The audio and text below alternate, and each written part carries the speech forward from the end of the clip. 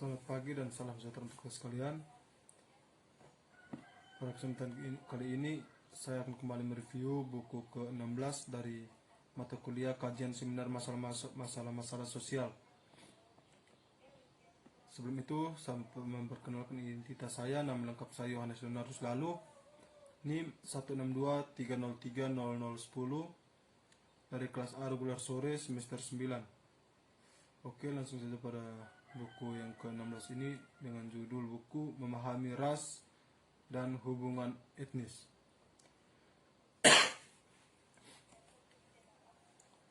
Penelitian tentang kaum minoritas. Amerika bangga diri sebagai bagian dari bangsa imigran. Banyak orang masih menyebut Amerika sebagai tempat meleburnya orang-orang dari segala ras, agama, dan kebangsaan yang menjadi bebas dan memperbaiki kehidupan mereka. Tentu saja, sejumlah besar imigran memberikan kesaksian hidup tentang prinsip itu.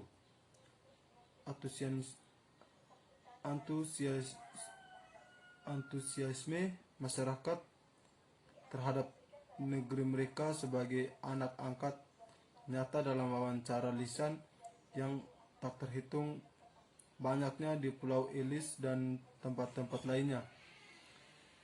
Sebagai mahasiswa, terlepas dari bagaimana baru-baru ini keluarga Anda berimigrasi ke Amerika Serikat, sebagian besar dari Anda juga memberikan bukti tentang impian Amerika tentang kebebasan memilih, peluang ekonomi dan mobilitas yang meningkat. Namun di bawah 4 Juli, pidato penyerapan bangsa dari beragam bangsa selama bertahun-tahun dan sejumlah cerita keberhasilan adalah kebenaran yang menggelisahkan. Orang-orang Amerika yang lahir di negeri sendiri tidak selalu menyebut pandangan baru dengan tangan terbuka. Sebenarnya mereka seringkali menanggapi dengan tindakan diskriminasi yang terang-terangan, mulai dari menghindari kekerasan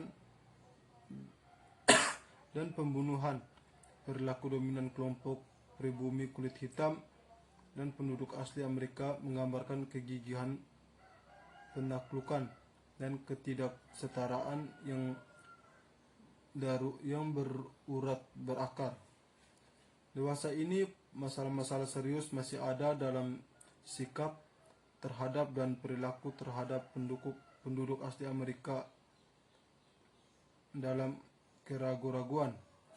Orang kulit hitam miskin di ghetto perkotaan dan konsentrasi besar Arab, Asia, Hispanik, dan Muslim Amerika berjuang untuk mendapatkan penerimaan. Bagi beberapa orang, impian Amerika menjadi kenyataan. Bagi yang lain, menghalangi kesempatan menciptakan mimpi buruk Amerika Serikat. Ketegangan dan permusuhan antar etnik di perbatasan suatu bangsa merupakan fenomena sedunia yang bermulai dari ribuan tahun yang lalu hingga sekarang. Dalam beberapa tahun terakhir, kita telah menyaksikan kengerian dari pembunuhan teroris di Afghanistan, Indonesia, Irak, Pakistan, Filipina, Spanyol, Turki, dan Amerika Serikat. Faksi-faksi agama di India dan Timur Tengah masih menyimpan kebencian yang hebat terhadap satu sama lain sehingga kekerasan terus meletus secara sporadis.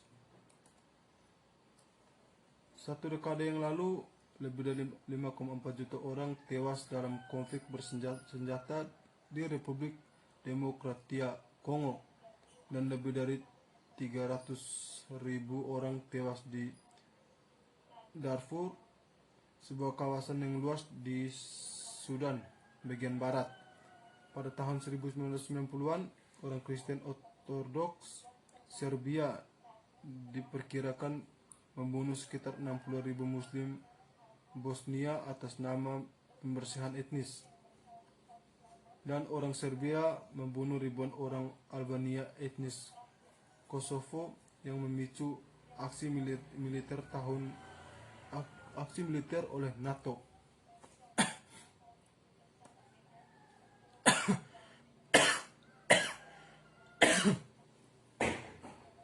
Peperangan suku antara suku Hutu dan Tutsi di Rwanda pengaruh ke pembantaian ratusan ribu orang. Pada tahun 1980-an, perang berdarah berkecamuk antara suku Hausa, Ibo, dan suku Yoruba di Nigeria, dan warga Irak membunuh ratusan orang Kurdi dengan gas beracun. Beberapa tahun sebelumnya, pertumpahan darah yang mengerikan di antara orang-orang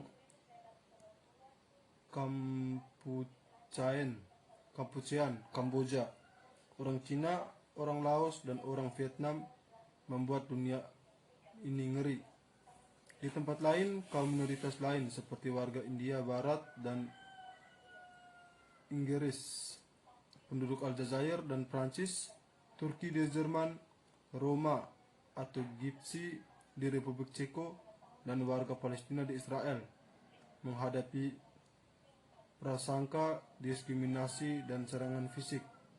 Dalam masyarakat manapun, pengelompokan orang oleh ras, agama, suku, dan kebudayaan atau gaya hidup dapat menimbulkan prasangka, ketegangan, dan luapan kekerasan secara sporadis.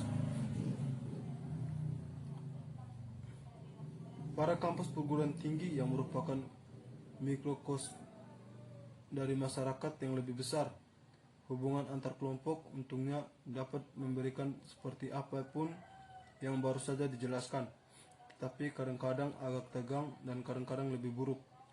Kehidupan asrama dan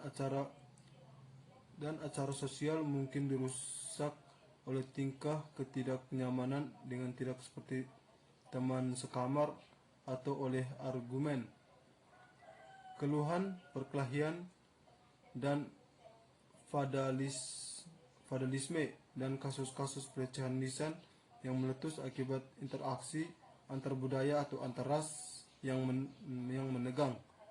Akan tetapi yang paling umum adalah tabel-tabel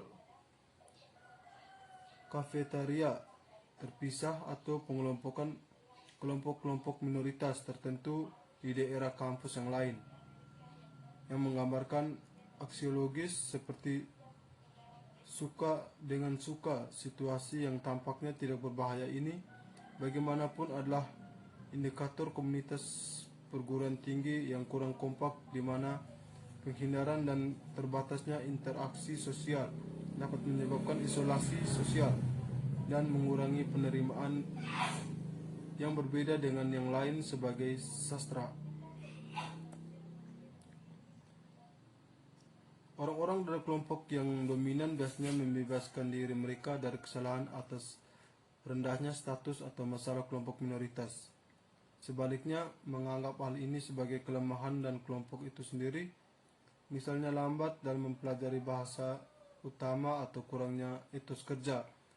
Akan tetapi, para sosiolog memperhatikan bahwa pola interaksi di antara berbagai kelompok lebih tinggi daripada batas-batas nasional. Periode tertentu akan perilaku kelompok. Ada berbagai pendapat tentang penyebab pola-pola perilaku ini, tetapi ada kesepakatan tentang kehadiran mereka. Yang berikutnya, peran budaya. Kebudayaan menyediakan pedoman untuk penafsiran orang terhadap situasi yang mereka hadapi dan untuk tanggapan yang mereka anggap tepat. Perbedaan dan interaksi antar budaya juga penting bagi proses pembaruan. Misalnya, orientasi budaya dari kelompok minoritas dan dominan membentuk pengharapan tentang bagaimana sebuah kelompok minoritas harus masuk ke dalam masyarakat. Manusia baik menciptakan dunia sosial mereka sendiri dan berkembang lebih jauh tanpa mereka, beradaptasi dengan lingkungan, pada pengetahuan baru, dan pada teknologi. Kita mempelajari cara hidup dalam masyarakat. Kita menciptakan dan berbagi aturan dan pola perilaku yang membentuk kehidupan kita dan cara kita mengalami dunia di sekitaran kita. Produk bersama dari masyarakat yang kita sebut budaya, baik materi maupun bukan materi, memungkinkan kehidupan sosial dan memberikan makna pada kehidupan kita.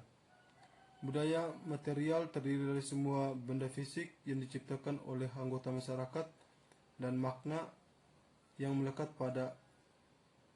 padanya, misalnya mobil, ponsel, DVD, perhiasan, iPhone, atau pakaian. Kebudayaan non-material terdiri dari ciptaan abstrak dan norma, lembaga sosial, dan nilai. Kalau begitu, kebudayaan terdiri dari semua elemen yang dibagi oleh anggota satu masyarakat dan diteruskan ke generasi berikutnya. Atribut budaya ini menyediakan ras, orang, dan ikatan bersama yang melaluinya anggota masyarakat dapat berhubungan. Oleh karena itu, kebanyakan sosiolog mendasarkan dampak kebudayaan dan bentuk perilaku, mulai membahas dan membentuk interaksi simbolis lainnya. Para anggota satu masyarakat mempelajari pola pikir dan pola perilaku yang merupakan keamanan mereka. Yang berikutnya, strata etnis dan ras.